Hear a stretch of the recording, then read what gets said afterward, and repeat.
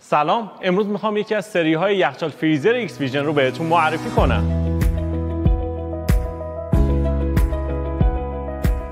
سری TF540 برای کسایی طراحی شده که علاوه بر اینکه به زیبایی اهمیت میدن، تمایل دارن بهترین استفاده را از فضای داخلی یخچال داشته باشن. توی قسمت یخچال 3 طبقه شیشه مقاوم و 2 تا کشوی بزرگ وجود داره و قسمت فریزرش 6 تا کشوی کریستالی جادار داره که به شما کمک میکنه بدون اینکه با چالش جاسازی مواد غذایی مواجه بشید به راحتی اونها رو داخل یخچال قرار بدید. این محصول جزء سری 14 هست و دستگیری‌های اون به صورت داخلی طراحی شده و همچنین پنل زیبایی داره که کاربریش خیلی راحت. این سری از یخچال‌های ایکس ویژن با تکنولوژی AAT طراحی و ساخته شده.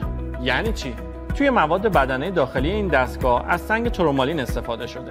این سنگ که یک سنگ معدنی هست، در حین کار کردن یخچال دائما یون منفی تولید میکنه و این یون‌ها به کمک گردش هوای سرد داخل یخچال میچرخند و باکتری‌های موجود در فضای داخلی رو از بین میبرن. این سری از یخچال‌های ایکس ویژن با 4 رنگ متنوع وارد بازار شده و با هر سلیقه‌ای سازگاره. خلاصه این که اگه دنبال یه یخچال زیبا و جادار میگردید که به راحتی به طبقاتش دسترسی داشته باشید، این سری گزینه خیلی خوبیه.